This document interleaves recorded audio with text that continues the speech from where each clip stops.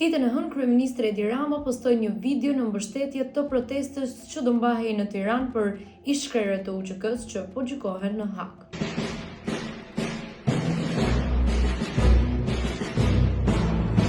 Protesta kundër burgosjes së ish-udhëheqësve të UÇK-s ka shkaktuar një konflikt të ri mes lëvizjes Vetëvendosje dhe kryeministrit Edi Rama. Vetëvendosje e akuzon Ramën për lobim të gjykatës speciale, ndërsa Rama shprehet se e mbështeti këtë gjykatë për hetimin e trafikimit të organeve dhe jo për pengmarrje.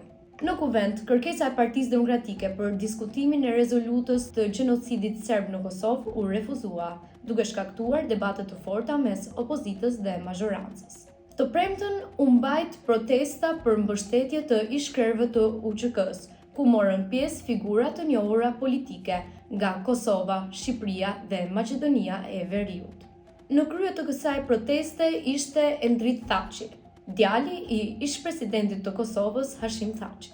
Në mbledhjen e konferencës së kryetarëve të martën ka pasur një debat të ashpër mes Taulant Ballës dhe Gazmend Bardhit për shkeljen e rregullores nga Niko Peleshi në seancën e kaluar parlamentare.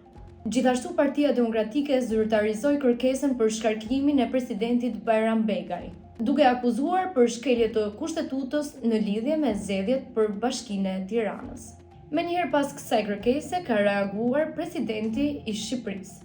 Begaj thekson se kërkesa e PD-s është një nismë politike dhe shprehu vendosmërinë për të vazhduar mandatin pa u ndikuar nga sulmet politike. Pas vendimit për pezullimin e zgjedhjeve në Bashkinë e Tiranës nga gjykata kushtetuese, Begaj i ka dërguar këtij institucioni një kërkesë zyrtare ku kërkon që të anullojë bllokimin e zgjedhjeve në Bashkinë e Tiranës. Këto ishin lajmet më kryesore nga java që lan pas. Për lajme të përditshme, na ndiqni në zëri.al.